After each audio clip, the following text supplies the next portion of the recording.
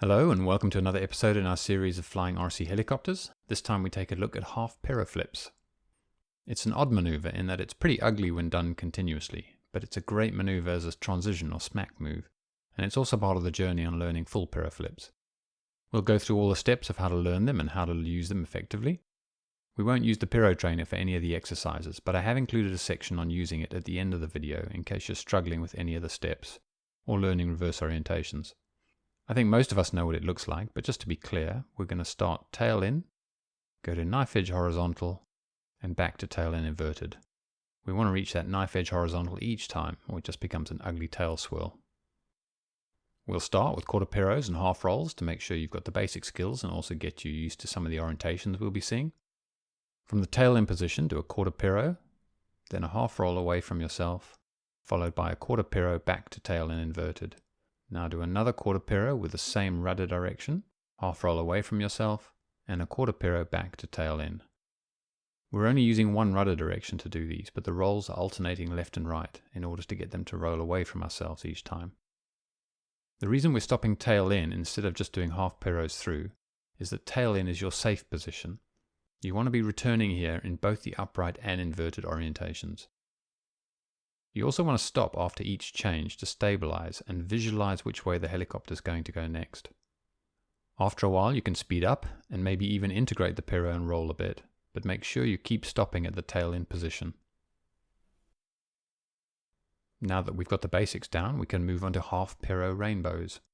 Rainbows will give us a bit of height so that we feel safer trying them out, and if it does go wrong, we have enough room to bail out. Start by going up and doing the quarter piro like the first exercise, then a half roll and another quarter piro to tail in. When the helicopter is stable inverted, bring it back tail in and do another rainbow the same way. Quarter piro, half roll, quarter piro, and bring it back carefully. Once you feel like you're getting the hang of it, you can start integrating the piro and roll. Try to make the main shaft go straight over and down. I sometimes imagine there's a string pulling the main shaft up, over, and down to get it as straight as possible. As you feel more comfortable, you can start shortening the rainbows. Halve the distance you were doing, and then halve that again.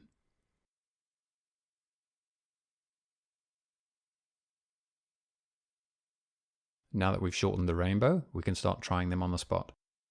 Ideally, you want the wind coming from behind as it will lift the helicopter as you flip away, and you don't have to work the collective very hard. Keep it high to start with and always return to the tail in safe position.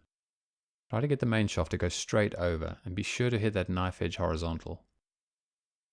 If it's too much, switch back to mini rainbows for a bit.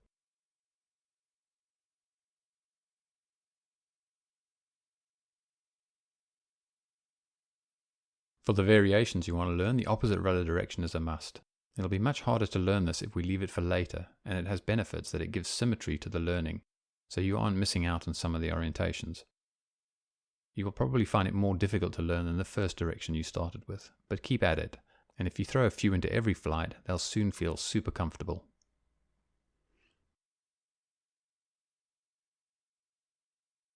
Another good variation is nose in half Piroflips. We'll still be flipping away, which means we'll start by pulling backwards.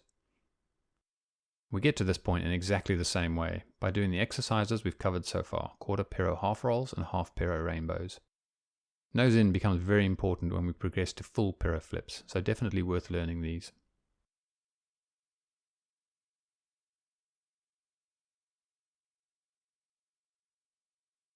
As I mentioned earlier, I think continuous half Piroflips look pretty ugly. However, there is a video where we look at Tarek doing them, and he makes them look pretty nice.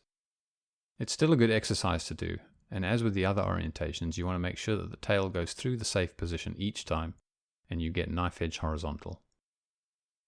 It's not the best looking maneuver, is it? Transitions is where this move really comes into its own. In level flight, it just changes you from upright to inverted, or the other way around. If we try these going away first, you can see it's the same maneuver, just with a bunch of collective to get some height and pulling you into forward flight. If we do that from the side, you can see how nicely it flows.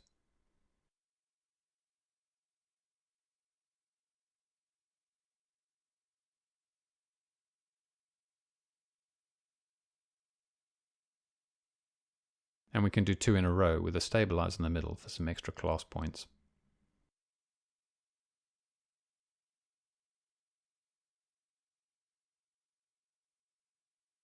The transitions don't have to be kept to horizontal, they also work great in vertical or diagonals.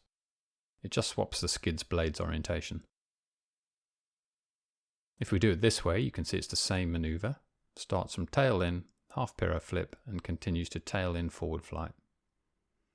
Tail in, half piro flip, and forwards again.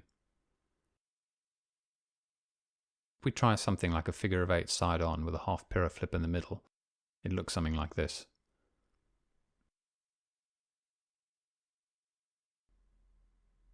Push up inverted, and as we get vertical, half piro flip and push over into an inside loop. Push up inverted, same again, and inside loop the other way. This is similar to the forward flight versions where a generous amount of collective will pull you through nicely. It also works really well as a smack move. If you do forward flight into a drawn out half piro with lots of collective and then bounce into a backflip, that looks really good. We can even do a few of them in a row, which looks even better.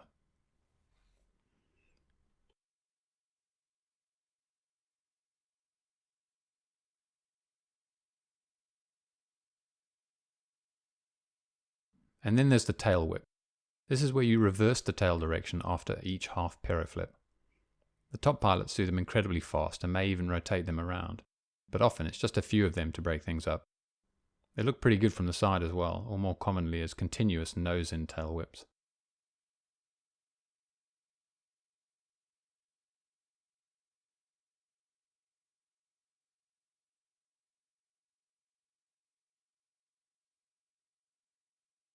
You can also do them in forward flight for an unusual look.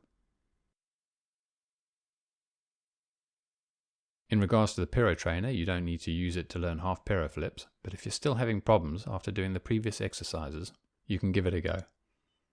It'll allow you to slow the maneuver down and you can ensure you put in the right inputs in. Start with quarter piro half rolls and then integrate them to get the main shaft to go over as clean as possible and return to the safe position. Doing them super slow will really test you and get your brain working. Speed it up as well, but make sure you hit that knife edge horizontal and go through the safe position each time.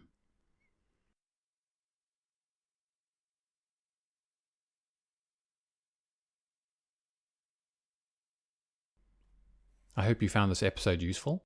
We'll be covering full and double piro flips in future episodes, so subscribe to get notifications when those are released. All our videos can be found on YouTube and rchelicopterhub.com. Until next time, good luck.